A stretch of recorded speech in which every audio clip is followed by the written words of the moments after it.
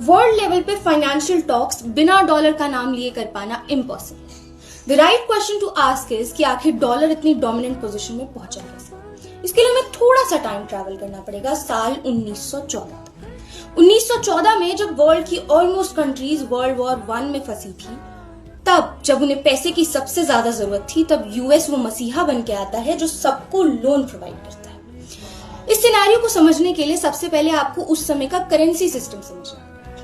आज का currency system ऐसा करेंसी सिस्टम है जब हर देश की करेंसी यूएस की करेंसी के साथ पेग की जाती है।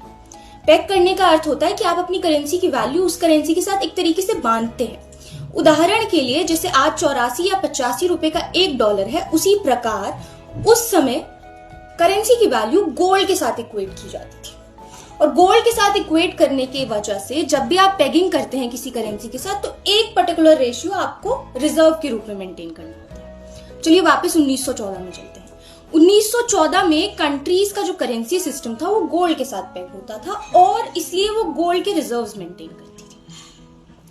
जैसे जैसे मिलिट्री एक्सपेंसेस बढ़े, उन्होंने वो रिजर्व्स पैसे की जरूरत के कारण बेचना शुरू करे, और जैसे जैसे आप रिजर्व बेचते हैं आपकी करेंसी की वैल्यू घटती जाती है।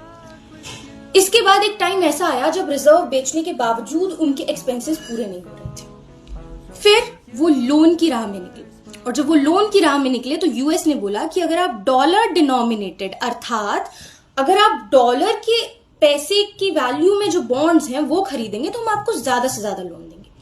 और वहां डॉलर में बिक्री बढ़ गई, और क्योंकि डॉलर में बिक्री बढ़ गई तो डॉलर का जो वैल्यू था वो काफी ज्यादा बढ़ गया, डॉलर की स्टेबिलिटी आ गई और dollar largest debt providing economy बढ़ गया। इसके बाद वर्ल्ड वॉर चलने के कई साल बाद 1944 में न्यू हैम्पशायर में एक बैठक होती है जिसमें 44 अलाइड कंट्रीज ये निर्णय लेती है कि आज से हम अपनी करेंसी को डॉलर के साथ पेग करेंगे। इसके कई रीजंस थे। पहला कि ऑलमोस्ट सारी कंट्रीज डेट ट्रैप में फंसी हुई थी। दूसरा, यूएस की करेंसी डॉलर डिनोमिनेटेड बॉन्ड्स खरीदने के कारण काफी ज्यादा स्टेबल हो गई थी।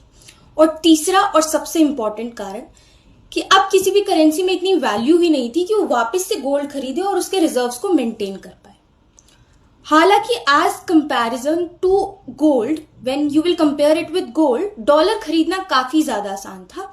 इसलिए लोगों ने डॉलर को चुना जब डॉलर और गोल्ड में से किसी एक का चुनाव करने की बात आई। ऊपर से डॉलर की जो इकोनॉमी है, यानी डॉलर प्रोवाइडिंग जो इकोनॉमी है यूएस, वो काफी ज्यादा बड़ी इकोनॉमी। अगर आज भी रिसर्च आप करेंगे तो नंबर 1 इकोनॉमी वही है। फिर फेडरल रिजर्व एक्ट जैसी कई चीजें हैं जिसने डॉलर की स्टेबिलिटी को मेंटेन किया हुआ है और लोगों का ट्रस्ट बनाया हुआ है। हालांकि ये ट्रस्ट अभी गिरता हुआ नजर आ रहा है।